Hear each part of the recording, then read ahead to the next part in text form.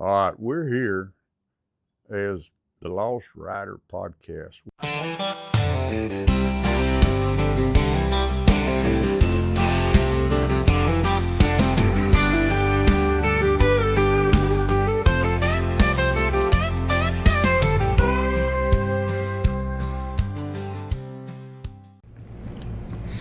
Good morning and welcome to this weekend's edition of News from the Camp House, listening post to the Texas Sportsman Association. This is Herman Brune, and this weekend's edition is also brought to us by the Shaw's Bend Social Club, country club folks who don't have a country club.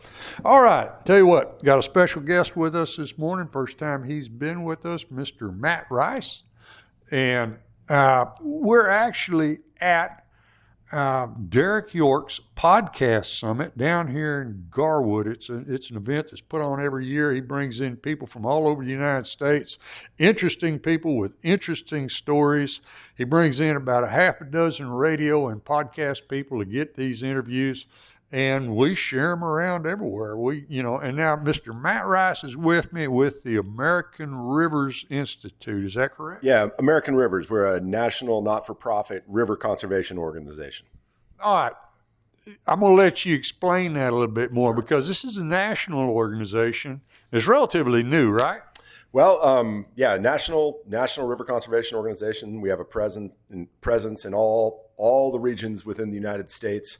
We were actually founded in 1973, so we've been around for 52 years now.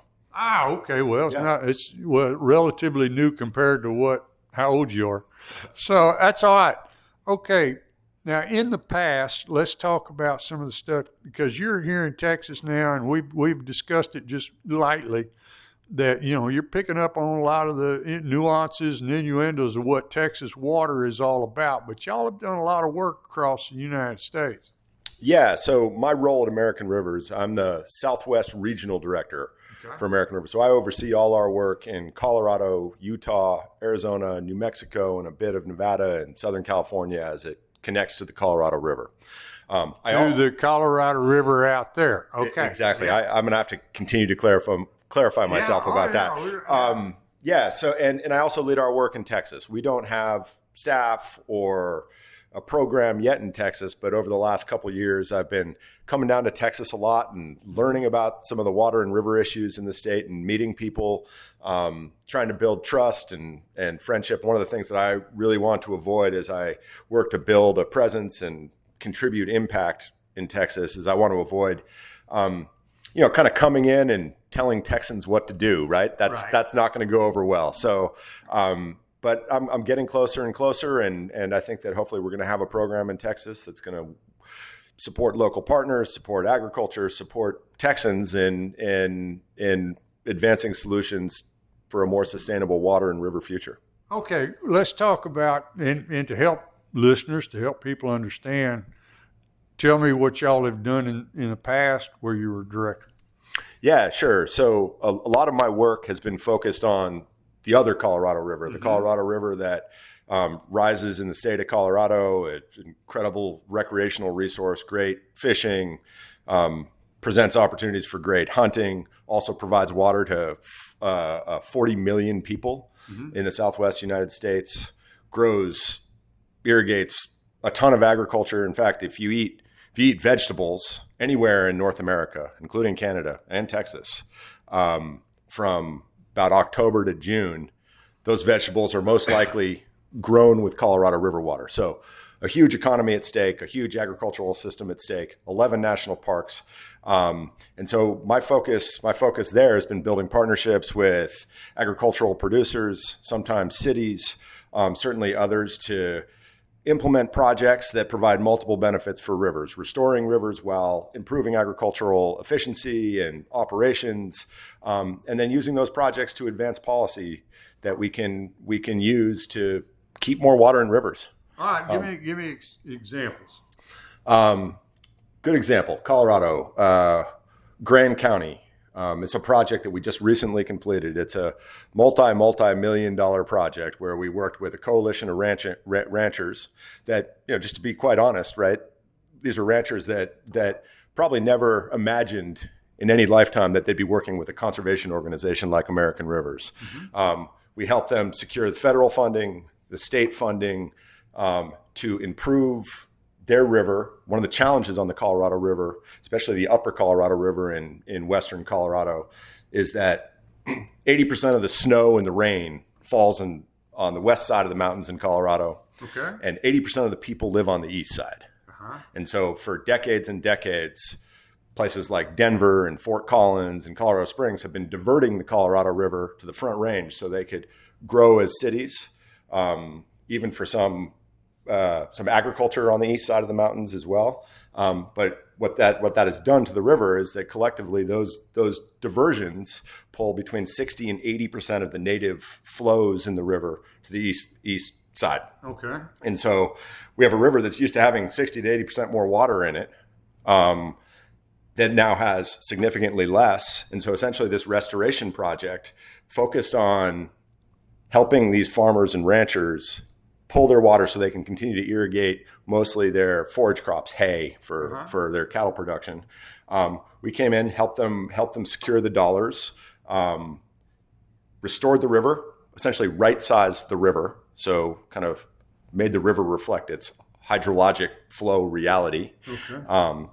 And while doing that, improved habitat, improved riparian health and fishing, but also they're able to productively irrigate their ground. So it's kind of our approach to the project work that we do. It's demonstrating that there are multiple benefits that can be done when we do a project. Okay, so how do you do that if you got to take the water back? I mean, if it's all going to the east side, somehow or another, you got to keep it from going over there to keep it on the west side, huh? Yeah, well, every state has their different set of water laws, right? Okay. And it is the state's responsibility to administer those water laws.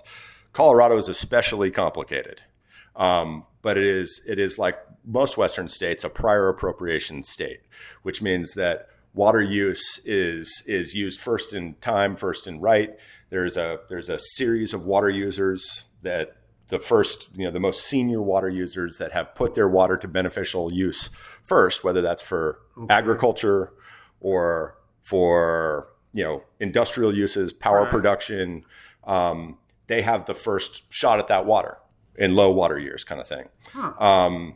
And what's happened in Colorado, because of the demand for water on the Front Range, water has a pretty significant price attached to it. In fact, like in the state of Colorado, just like in I'm assuming in Texas, and I'm learning about Texas, certainly not an expert, but in a state like Colorado, the value of land is oftentimes deeply tied to the amount of water and senior water that land is connected to.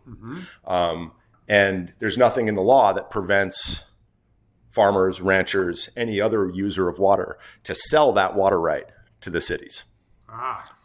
So oftentimes it's a combination of, 80 years ago, there was probably free water in the river and the cities diverted it and put it to beneficial use. And those are junior water rights.